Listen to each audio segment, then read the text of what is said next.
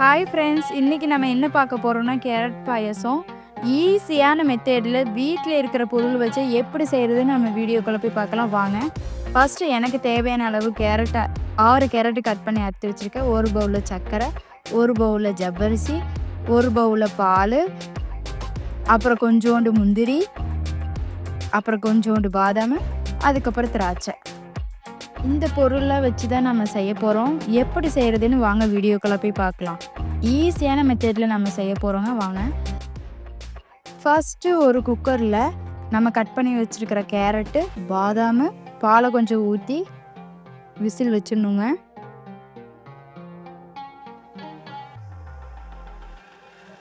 ரெண்டு விசில் வந்ததுக்கப்புறம் உங்களுக்கு எவ்வளோ விசில் வரணுமோ அந்த அளவுக்கு உங்கள் குக்கரை பொறுத்து அதுக்கப்புறம் ஜவ்வரிசி வேக வச்சுக்கணும். விசில் நல்லா வந்ததுக்கப்புறம் ஜவ்வரிசி நல்லா வேக வச்சுக்கணுங்க. இந்த மாதிரி கலரி விட்டு வேக வச்சுக்கணும். நல்லா வெந்திருக்கான்னு பாருங்கள். எப்படி வெந்திருக்குன்னு பாருங்கள். இந்த அளவுக்கு வெந்திருக்கணுங்க ஜவ்வரிசி. அதுக்கப்புறம் கேரட்டு வெந்திருக்கான்னு நம்ம பார்க்கணுங்க. பாருங்கள், கேரட்டு நமக்கு தேவையான அளவு வெந்துருச்சு. பாருங்கள், இந்த மாதிரி நல்லா சாஃப்டாக கேரட்டு வெந்திருக்கணும் பாருங்கள். அதுக்கப்புறம் ஜார் எடுத்து போட்டுக்கணுங்க. எல்லா கேரட்டும் எடுத்து போட்டுக்கணும். வேக வச்சதை எல்லாமே போட்டுட்டு ஒரு மிக்ஸி ஜார் எடுத்து அரைச்சிக்கணும். கொஞ்சம் கொஞ்சமாக பால் ஊற்றி அரைக்கணுங்க. இந்த மாதிரி வேக வச்ச பாலை எடுத்து ஊற்றிக்கலாம். ஊற்றி நல்லா சாஃப்டாக அரைச்சிக்கணுங்க. ஊற்றி அரைக்கணும். பால் நல்லா இந்த மாதிரி ஊற்றி அரைச்சதுக்கப்புறம் இந்த மாதிரி சாஃப்டான பதத்துக்கு வரணுங்க. பாருங்கள், இந்த மாதிரி சாஃப்டாக வரணும். அதுக்கப்புறம் ஒரு கடாயை எடுத்து பால் ஊற்றி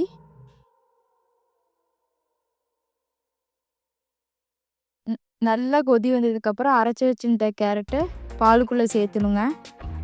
சேர்த்துனதுக்கப்புறம் நல்லா கலரி விடணும். லோ சிம்மில் வச்சு கலரி விட்டுட்டு நம்ம எடுத்து வச்சிருந்த சர்க்கரையை சேர்த்துக்கணும். நம்ம வேக வச்ச ஜவ்வரிசியும் சேர்த்துக்கணும். சேர்த்ததுக்கப்புறம் கலரி நல்லா விடணும். நல்லா கலரி விடணுங்க. இந்த மாதிரி கொதி வந்ததுக்கப்புறம் ஏலக்காய் பிடிச்சிருந்து சேர்த்திக்கலாம். நான் 2 ஏலக்காய் போட்டிருக்கேன். உங்களுக்கு வேணும்னா போட்டுக்கலாம், பிடிக்கலைன்னா போடாமல் கூட விட்டுடலாம். கலரி விடணும். இந்த மாதிரி நல்லா கலரி விடணும். பாருங்கள், அடி பிடிக்காமல் நல்லா கலரி விடணுங்க. அதுக்கப்புறம் எனக்கு மில்க் மேடு சேர்த்துறது ரொம்ப பிடிக்கும். அதனால் மில்க் மேடு கொஞ்சம் சேர்த்திருக்கேன். அது ஆப்ஷன் தான், வேணும்னா நீங்கள் யூஸ் பண்ணிக்கலாம். நல்லா இந்த மாதிரி ஊற்றிட்டு நல்லா கலரி விடணும். ஒரு துளி உப்பு போட்டுக்கோங்க. கொஞ்சமாக உப்பு போட்டு நல்லா கலரி விடுங்க. நல்லா கலரி விடணும். அடி பிடிக்காமல் நல்லா கலரி விடணும். அதுக்கப்புறம் இறக்கி வச்சுக்கணுங்க. இறக்கி வச்சதுக்கப்புறம் பாருங்கள், இந்த மாதிரி கேரட் பாயாசம் வந்திருக்கு. அதுக்கப்புறம் ஒரு கடாயை எடுத்து நமக்கு தேவையான அளவு நெய் ஊற்றிக்கணும். முந்திரி போட்டுக்கலாம். நம்ம எடுத்து வச்சுருந்த முந்திரி, நம்ம எடுத்து வச்சுருந்த திராட்சை நல்லா வறுத்து எடுத்துக்கணுங்க. நல்லா செவக்க வறுத்து எடுத்துக்கணும். வறுத்து எடுத்ததுக்கப்புறம் பாயாசத்தில் ஊற்றிடணும். ஊற்றினதுக்கப்புறம் நல்லா கலரி விடணுங்க. இந்த மாதிரி நல்லா கலரி விட்டுக்கோங்க. நல்லா கலரி விடணும். அவ்வளோதாங்க, நமக்கு தேவையான கேரட் பாயாசம் ரெடி ஆயிடுச்சு. ஈஸியாக சுவையான டேஸ்டியான பாயாசங்க. இது உங்கள் குழந்தைங்களுக்கு செஞ்சு கொடுத்து பாருங்கள். தேங்க்யூ.